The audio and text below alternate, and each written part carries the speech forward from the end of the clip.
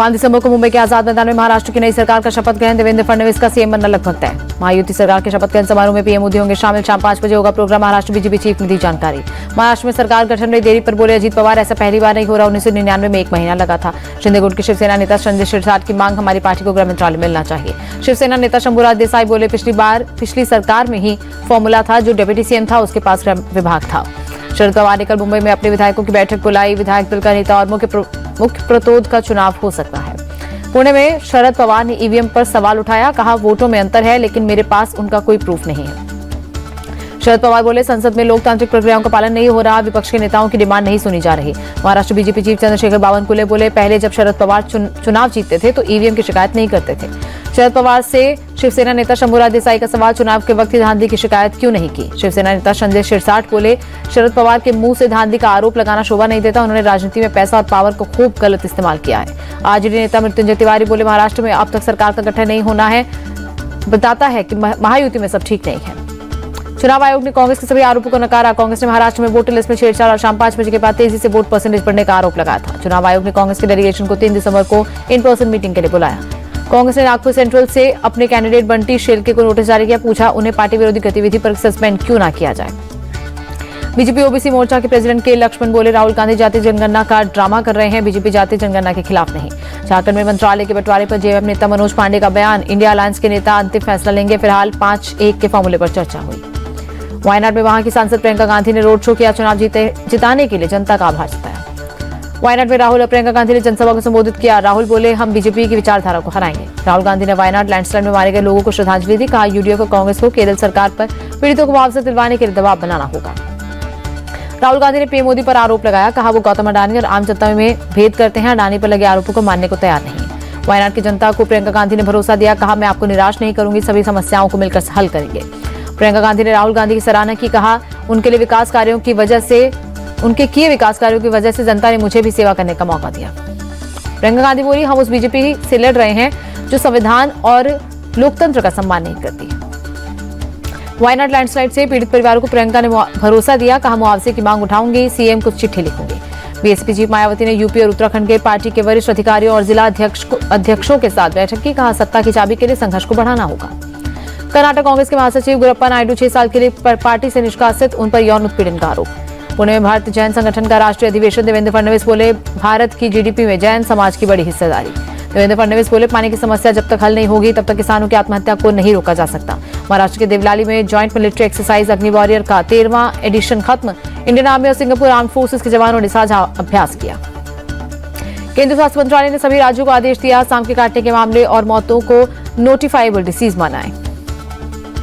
सूरत के कीम में रेल मंत्री ने बुलेट ट्रेन के लिए बन रहे स्लैब ट्रैक सिस्टम का निरीक्षण किया। कहा, यहां बहुत ही उच्च गुणवत्ता का काम होगा। राजधानी ट्रेनों में यात्रियों को दिए जाने वाले कंबल 15 दिन में एक बार धुलती है। चादर और तकिया का कवर एक बार इस्तेमाल होने के बाद धुलता है। नागपुर मुख्यालय में आरएसएस कोर कमेटी की बैठक हुई। मोहन भागवत, दत्तात्रेय होश बोले समेत कई पदाधिकारी शामिल हुए। अजमेर दरगाह विवाद पर राजस्थान के मंत्री जवाहर सिंह का बयान, कोर्ट जो भी फैसला करेगा राज्य सरकार उसका पालन करेगी। यूपी के बदायूं में नीलकंठ महादेव मंदिर बनाम जामा मस्जिद विवाद में अगली सुनवाई 3 दिसंबर को होगी। इंतजामिया कमेटी और वक्फ बोर्ड अपना पक्ष रखेंगे। मामले में सरकारी वकील की बहस पूरी हो चुकी है, अंत में हिंदू पक्ष अपनी बात रखेंगे। गाजीपुर से सपा सांसद अफजाल अंसारी को सीजेएम कोर्ट ने राहत दी। सरकारी कामों में बाधा डालने सरकारी व्यक्ति पकड़ा गया। आप नेता सौरभ भारद्वाज बोले, केजरीवाल को तेजाब से जिंदा जला देने की कोशिश की गई। आरोपी अशोक झा बीजेपी का औपचारिक सदस्य है। सौरभ भारद्वाज बोले, दिल्ली में कानून व्यवस्था ध्वस्त हो चुकी है, केजरीवाल पर बार बार अटैक हो रहे हैं। बीजेपी नेता मनजिंदर सिरसा बोले, चुनाव आते ही केजरीवाल का ड्रामा शुरू हो जाता है, उन्हें ड्रामा बंद करना चाहिए। बीजेपी का आम आदमी पार्टी विधायक नरेश बालियान पर गंभीर आरोप। बीजेपी ने बालियान का गैंगस्टर से बातचीत का ऑडियो क्लिप जारी किया। नरेश बालियान पर बीजेपी ने हवाला के जरिए पैसों के लेन देन का लगाया आरोप। बीजेपी ने बालियान पर कार्रवाई की मांग की। बीजेपी नेता गौरव भाटिया का आम आदमी पार्टी पर निशाना। कहा, दिल्ली की जनता आप सरकार से त्रस्त है।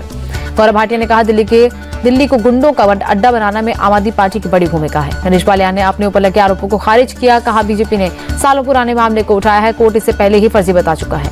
आपके राज्यसभा सांसद स्वाति मालीवाल का बयान, दिल्ली की हालत बहुत बदहाल हो चुकी है, हर जगह सड़कें टूटी हैं, कूड़े के पहाड़ हैं। लखनऊ में सीएम योगी और केंद्रीय मंत्री नितिन गडकरी की बैठक। नेशनल हाईवे के कार्यों की समीक्षा की। गोरखपुर औद्योगिक विकास प्राधिकरण का 35वां स्थापना दिवस। सीएम योगी बोले, हमारी सरकार ने माफिया और गुंडों से सख्ती से निपटा है। सीएम योगी बोले, माफिया और भ्रष्टाचार पर कठोर एक्शन का नतीजा है, प्रदेश में निवेश आ रहा है। उत्तराखंड के सीएम धामी ने लोक निर्माण विभाग और ऊर्जा एवं पेयजल विभाग के कार्यों की समीक्षा की। हल्द्वानी में नवनिर्मित सिटी पार्क का निरीक्षण भी किया। 6 दिवसीय विदेश यात्रा से भारत लौटे एमपी के सीएम मोहन यादव, कहा हमारी विदेश यात्रा का उद्देश्य सभी क्षेत्रों में काम करना है। सीएम मोहन यादव बोले, हम पीएम मोदी के नेतृत्व में एमपी को विकास की नई ऊंचाइयों पर ले जाने की कोशिश कर रहा हूं। पटना के गांधी मैदान में 4 दिवसीय कृषि यंत्र का प्रदर्शनी का शुभारंभ सीएम नीतीश कुमार ने मेले का उद्घाटन किया। साबरमती रिवर फ्रंट पर अहमदाबाद इंटरनेशनल बुक फेयर की शुरुआत। सीएम पटेल ने पीएम की लिखी किताब एग्जाम वॉरियर समेत 4 किताबें खरीदी। कोलकाता में टीएमसी कार्यकर्ताओं का प्रोटेस्ट। केंद्र से अब तक अपराजिता वुमेन एंड चाइल्ड बिल को मंजूरी नहीं मिलने पर जताई नाराजगी।